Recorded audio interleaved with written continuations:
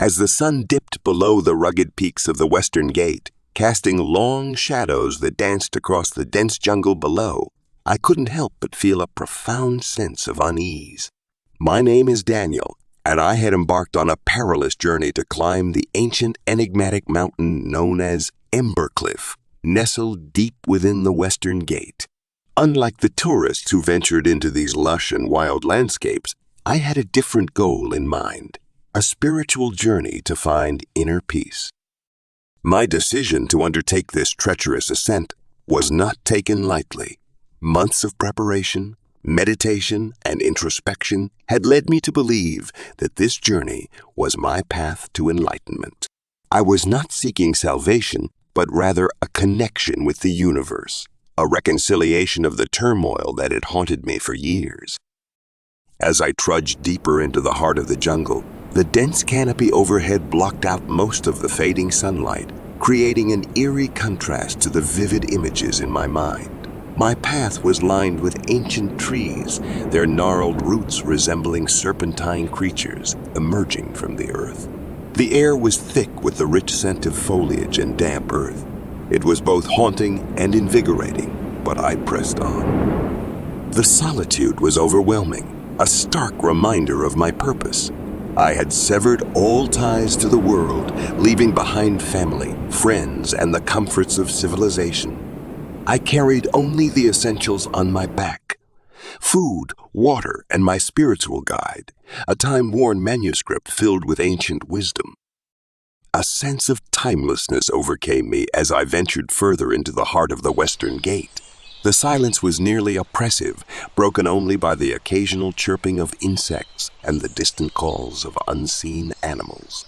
The fading light seemed to be swallowed by the dense foliage, making it increasingly difficult to see the path ahead. Hours turned into days as I navigated the labyrinthine wilderness. I often felt as if the jungle itself was playing tricks on my senses, distorting my perception of time and distance. I questioned my resolve, but my determination to reach the mountain's peak drove me forward. One night, as I made camp in a small clearing, I began to hear whispers on the breeze.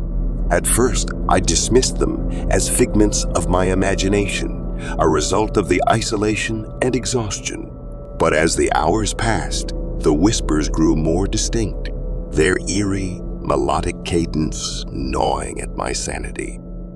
I clutched my spiritual guide and flipped through its pages, hoping to find some solace.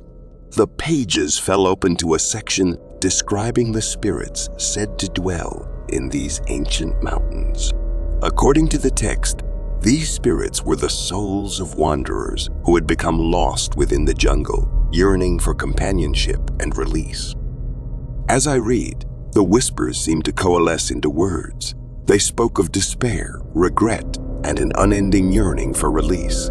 My heart raced as I realized these spirits were trying to communicate with me, perhaps drawn to my quest for enlightenment.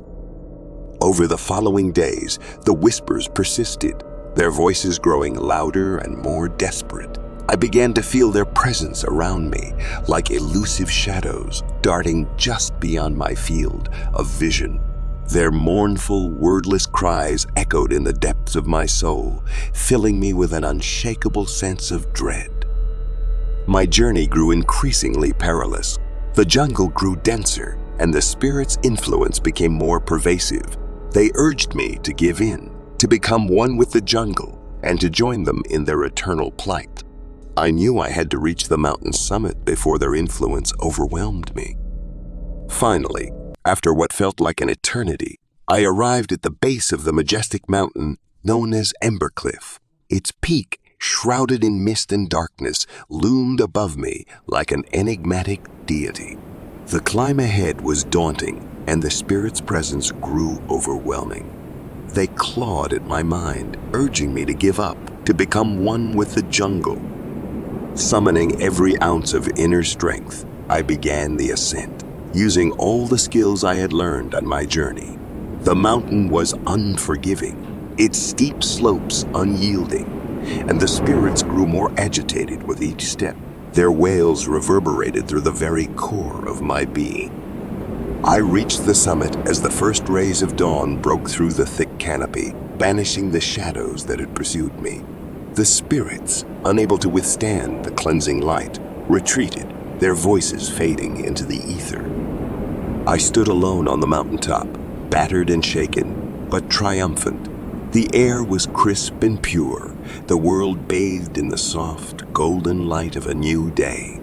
I had reached the end of my journey, having faced the darkness within the jungle and within myself. As I gazed out over the breathtaking landscape, I realized that true enlightenment could not be found in isolation or in escaping one's troubles. It lay in confronting one's fears and doubts, in confronting the very depths of one's soul. My descent from the mountain was filled with a profound sense of peace, as if the jungle had released me from its grip. The spirits had found their solace, and I had found my own. The whispers were gone, replaced by the gentle rustling of leaves and the distant calls of unseen creatures.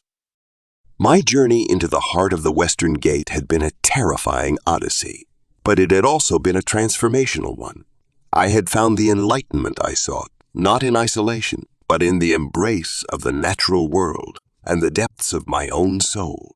The jungle had tested me, and I had emerged stronger, with a newfound understanding of the power of the human spirit to overcome even the darkest of trials.